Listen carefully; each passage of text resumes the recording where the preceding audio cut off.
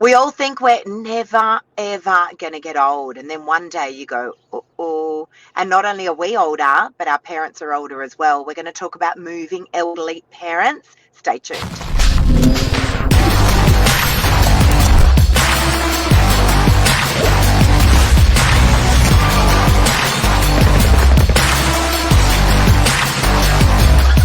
I'm the ringleader, so listen up. Oh, dearie me. You know, I have to say, I turned 50 last year. And you know, you feel like, and listen, don't get me wrong, I still think being in your 50s is still young, but something happens in your life where you look around and you go, oh, I'm not as young as I used to be. And unfortunately, both Mark and I don't have our dads. They passed away quite a long time ago, but we do have our mums, and they're pretty sprightly. Yep. But you do look at them and you think, gosh, they're getting older, and what are we going to do as they get older? And I have to say, Mark, I do deal with a lot of elderly vendors. I've got a lovely, lovely elderly vendor at the moment. I'm just about to sell a property for her that she's been in for 50 years. So today we're going to talk about the trials and tribulations that go along with moving elderly people, elderly parents. I think it's a massive topic, actually. I really do. I feel like we're like looking at it right down the right. We're staring at it right in the eye at the moment with our mums as well. And like I went to a house the other day, they've owned it for 65 years. Wow. So some of these homes, people, you know, 71 years for Victor Glass. A lot of these people have been in their houses such a long time. Yeah. They're actually sometimes second generation or even sometimes I've met third generation in the home living. And there's a lot of planning that has to go into it. There's a lot of memento occasions. I would just imagine that the emotions would be absolutely flying everywhere. So it's pretty crazy. A girlfriend of mine gave me some really good advice, actually, because both of our mums are the same age. They're my mum's going to kill me for saying this, but 76. And as I said, they're both really sprightly. We're very, very fortunate. My mum's 77, 78. Oh, I should know. You're lucky your mum's not watching. I'm going to dob on you, though. But anyway, they're in their late 70s. And as I said, you know, they're both really active and really fit, which is great. But my girlfriend said to me a few months ago when my mum had her very first health scare, she said, listen, a lot changes between 77 and 81. Lots changes. And so you do want to start to plan for that now. Because what I've found, even with my mum, is that they can't make a decision fast. It needs to be this slow transition. And it's a conversation that maybe needs to be had over a number of years. As I said, they can't seem to adapt as quickly as what they used to be able to, and everything makes them feel nervous. So, and they again, worry they worry a lot more. We're talking about our mums, guys. I know everyone, everyone's situations are different. I think every 10 years your balls shrink to half. Well, that might be for you boys, but that's not the case for us girls. No, but people become more conservative. Do you know what I mean? I think from 60 to 70, from 70 to 80, from 50 to 60, people do become more conservative. I don't know. Maybe you know more, or maybe you got more to lose. I don't know, but it's definitely when these oldies get into their 70s and 80s, they're different animals. Yeah. They're set in their ways. And we see this as real estate agents all the time. And there's people that actually make, which we're going to talk about, there's people that actually make that move seamlessly well. There's people that really struggle and actually don't plan financially, mentally, all those things, and really get themselves into a pickle. I know you were saying perpetual, was it trustees? The public trustees, trustee and guardian. Trustee and guardian, they don't plan wills, they don't plan money, they don't plan care, because this care can be $1 million bond. to go into a retirement village. Yeah.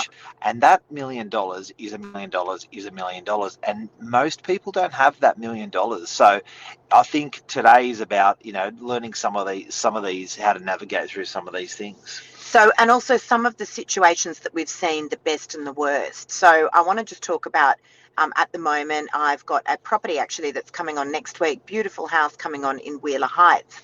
And the vendor has been living there for over 50 years.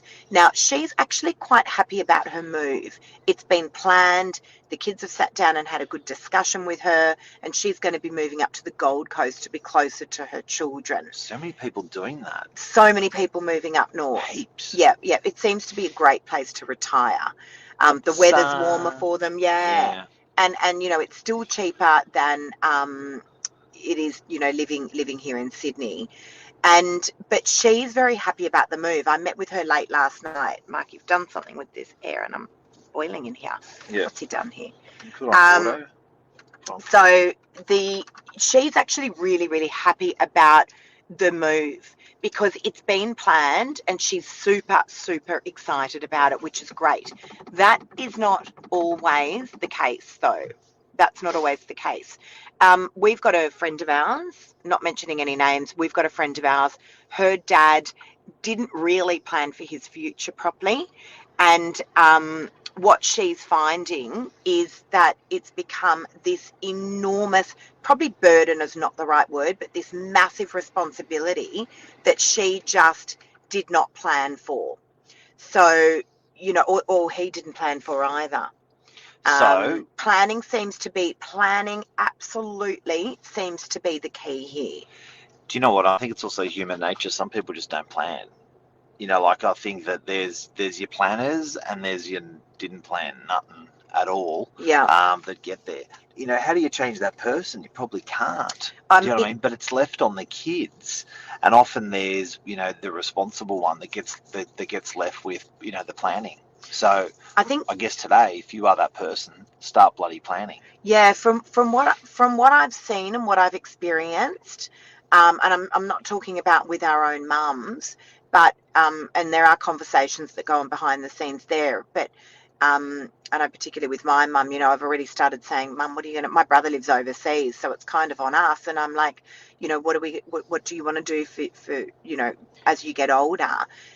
The one thing that I find is that most elderly people don't want to go into any form of retirement living. It's expensive, and in their minds, they're still very young. They're like, I don't want to go and live with a whole lot of old people. That seems to be the hardest transition. Some people need the care. Yeah. Most people still want to remain independent. Yeah. But the more successful moves for elderly people that I witness, and again, we do witness it a lot in our career, are the ones where it has actually been planned, but it's taken some time. Initially it was a hard conversation, and then as they've gotten older, they realise that they want to be closer to their family. They realise that they still want their independence. Maybe they're going to go and live in a granny flat, which is what we see a lot of, Mark. We see a lot of the multi-generational living as well. I like that. I think that biggest regret I have with my old man is I just didn't spend enough time with him. And I think when the oldies move into the house, there is something beautiful about that. Yeah. It must be hard for the oldies, and must be hard for the kids. But I do think there's a lot of beauty in that you can spend time, beautiful, the golden years with the oldies. And I agree. I hear what you're saying, but a lot of people, the multi-generational living is phenomenal if you have a really, really good family unit. Yeah.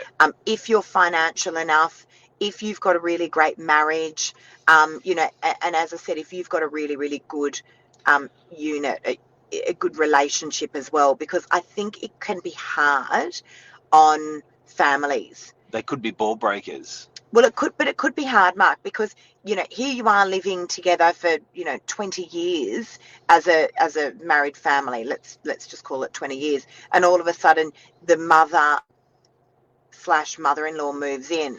And that can be a really, really hard, that can be a really hard thing because everyone's set in their ways. Yeah. Everyone's set in their ways. I mean, I know, going over to my mum's place, she gets annoyed if, like we've washed our hands and then you drip water on the floor. You can only imagine living in that environment.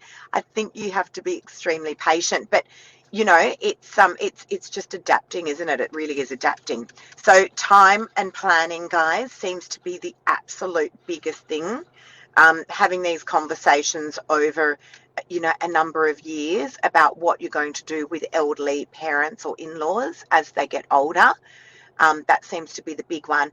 And the financial side of it is enormous. Like my girlfriend whose dad didn't really plan for his future for a variety of reasons. Not anyone's fault, but just life took him on different turns. It's weird that what I find very unusual is that you can get on with life and actually not plan. And there is a proportion, and a good proportion of people out there that just ignore it. They don't want to speak about it. Yeah. It's taboo. It just doesn't get spoken about. And I think that's often fraught with danger. There are people out there that do not have a will. And when they leave, it's left to the government. It goes to the public trustee, and the public trustee administers as they see fit. So I just think that's tough. That's tough. It leaves a big burden. A friend of mine used to say inheritance inheritance is the hardest money you're ever going to earn. So I think that sort of good quality planning is just not leaving the kids with trouble. Luke, you've got some really great comments this morning. Your mother was amazing. Oh my God, I need my glasses. With your grandmother. Her siblings made 1% of the effort that she did. Amazing mum. She did well. Nothing on her siblings. It was the best for everyone and it all worked well. Yeah, look. Planning. It is absolutely all about planning. And for someone like me, I guess in my family unit, my mum, as I said, is great. She's nice. She's fit. She's mentally well. She's in her late 70s, but I do suspect from what I hear and what I see that things dramatically change over the next 5 years. Yeah. I see that things have changed with her over the last 10 years from what she was 10 years ago to where she is now. And absolutely, she's totally independent without a doubt. She looks 10 years younger than she is. Yeah. But and my brother lives overseas, so it's just all about planning. I mean, we do have lots of conversations about what's going to happen and what she wants to do, because she can make decisions. What does she want to do as she gets older? And she's adamant she does not want to go into a nursing home, and I can't blame her. So what does that plan look like for the future? I do think there's anti-aging things that I see happen as a real estate agent, and I do think there's aging things that happen with people that get older. So I think sometimes, that saying, environment loads the gun and nature pulls the trigger. Yeah. I do think that, and I'm not enemy of the retirement village, but I do see people going to a retirement village and wind up faster, getting older, and I do see people living, right, and I do see people living, like, doing some pretty sprightly stuff when they're in their 80s, and I'm like, wow, you're adding years to your life. That's sprightly. Hey, I helped an old lady across the road yesterday. Oh, did you? Yeah, had a good old chat with her. 92, lives in Narrowena, and she was carrying 5 bags of woolies to the bus stop. Oh. But my point is, that attitude, I reckon, is adding years to her life. I have to say, I love my elderly clients. Yeah. I absolutely love them. And I get lots and lots of elderly women that want me selling their property. And I'm very confident it's because I am a woman in real estate, and they love that security of knowing that they're dealing with a woman. As I said, I've got this lovely elderly vendor at the moment. She's in her 80s. I'm selling for her. Property's coming on next week. But, I go over there. She can't use technology. That's fine. She's literally 5 minutes away from the office. I pop over there. She always wants to make me a cup of tea. She's just adorable. I love her. And I love having conversations with them as well. I asked, when I was walking with this lady, I said, what's the secrets to 92? Yeah, what did she say? Happiness and family. happiness and family. Yep. I Yep. do love them. And they, or elderly people always have such wise words, and it's always the Simple. really basic things, isn't it? It's never like, oh, a Chanel handbag, or, you know, make sure you have lots of holidays to exotic places. It's always that. Yeah. I just want to quickly, Mark, touch on all the different varieties You want to talk of. some more? Yeah. Yep. I do. I just want to talk about the varieties of accommodations that are available for the elderly. We've got the over 55s living. Yes. I don't think there's enough of that style of accommodation, I'll be honest. No stairs. No, I just sold one up in Belrose a couple of months ago that was over 55s and it had 2 flights of stairs. Bit weird. No lift. Bit weird. But I reckon that over 55s living is unreal. It's a corker. And I don't think there's enough of it. I really reckon don't. You're buying for 5 or 10% cheaper. Yeah, you are. Well, your mum's in an over 55s. Yeah. Your mum's in an over 55s. Yeah, they're good. So basically, they're buildings, they're medium density buildings that are accessible for elderly people. Very good option. You know, instead of going to the retirement village, it's an excellent option. Yeah, I like that one. And I, you know, what's nice about over 55s, guys, is that you know, the elderly still get to have their independence. Or their buddies a similar age. Yeah, and some of them have got built-in sort of, you know, not concierge, but like building managers and things like that. Another thing I think is important, Lise, is sometimes even just staying where they are. Some of these older people,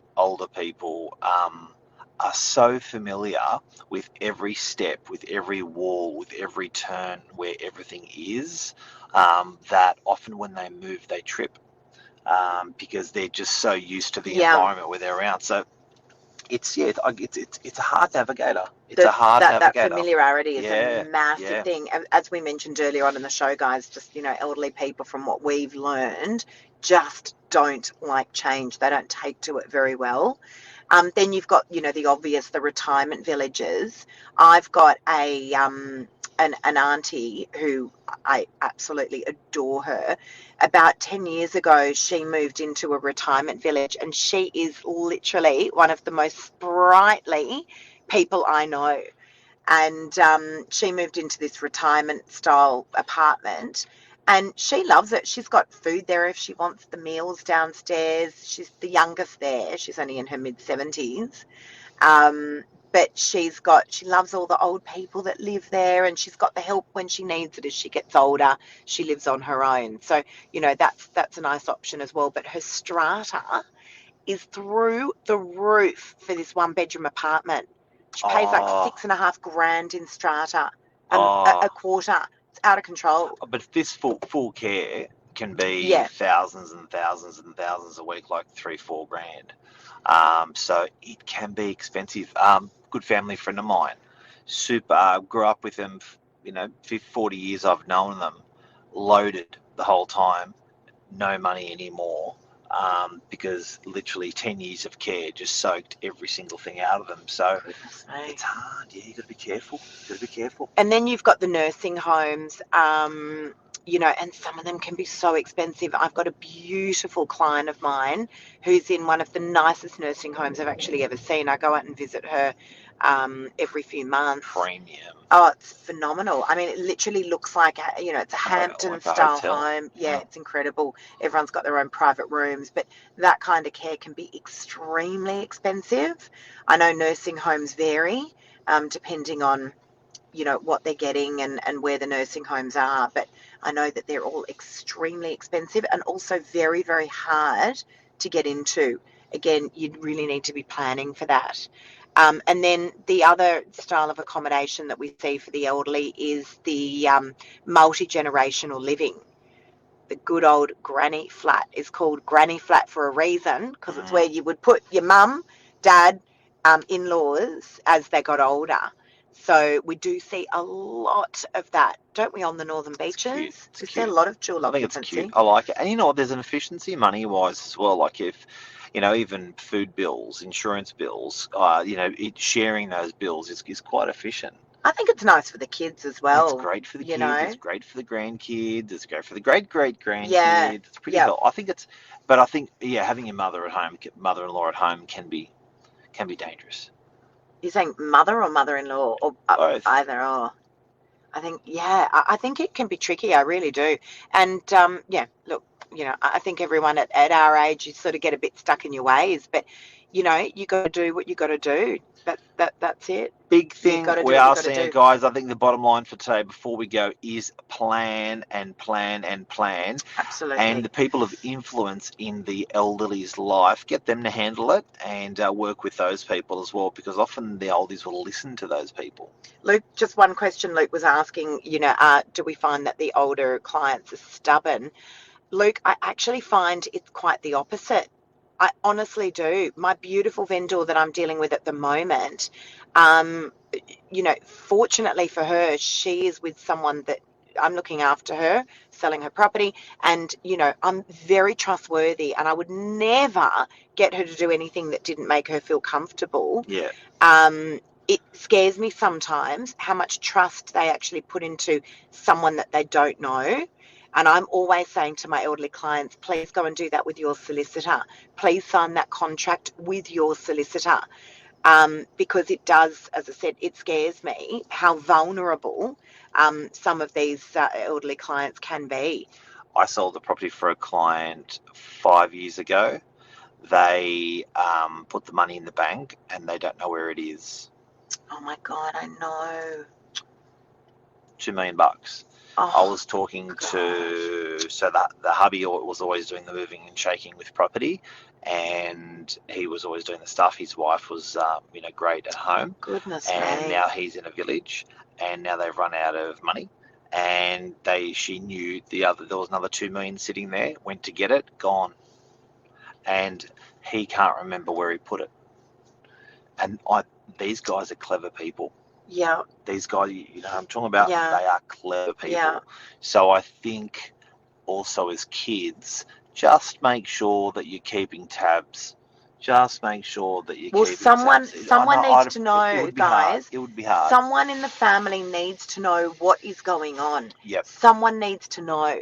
Now, often what I find, and I know we've got to wrap up, but, a lot of elderly clients, they instill all their trust into their accountant or their financial planner or their solicitor. And guess what happens to the financial planner, the accountant, or the solicitor that's been with them their whole life? They get old too. Or they go. Or they leave. They leave us. Yeah. But they get old as well. I mean, we have some phenomenal people around us in our family, solicitors, accountants, financial planners. Absolutely love them like they're our family, but they get old as well. Well, generally the confidants are older. So they're going to go before you, so you better make sure that, and they've always been doing the planning in for your life, but they're gone and Planning. That's it. See you guys. Love you. Take See care. ya. Bye. Bye.